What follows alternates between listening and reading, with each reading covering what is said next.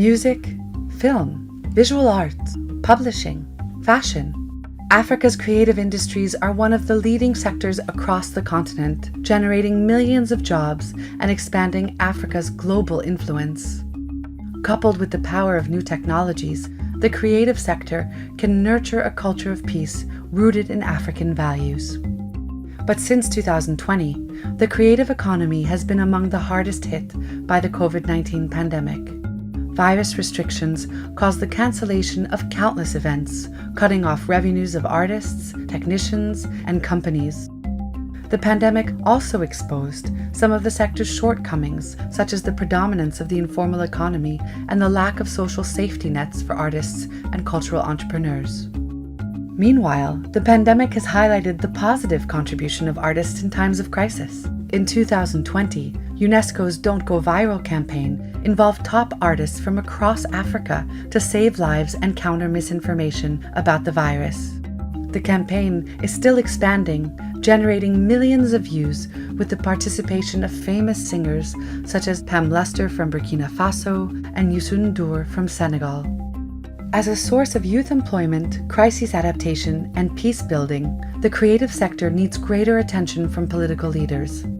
African cultures harbor values of peace, community-based dialogue, conflict resolution systems, and collective celebrations form an integral part of Africa's heritage. For instance, the countries of East, Central, and Southern Africa share a cultural worldview known as Ubuntu.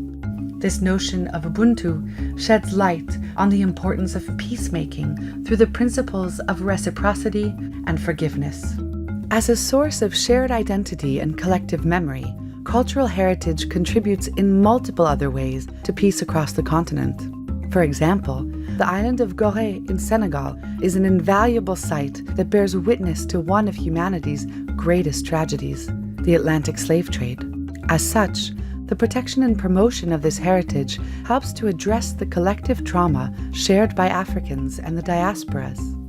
Passing on this heritage also contributes to peace education and to the ideas of reconciliation and forgiveness. Other facets of African heritage can be important vectors of dialogue and peace. For example, when coupled with the teaching of African history, the return of looted heritage objects can help redress past injustices while offering African societies an opportunity to celebrate their shared history. How can the creative sector better adapt to and recover from the COVID-19 pandemic? How can we enhance the creative sector's contribution to peace across the continent?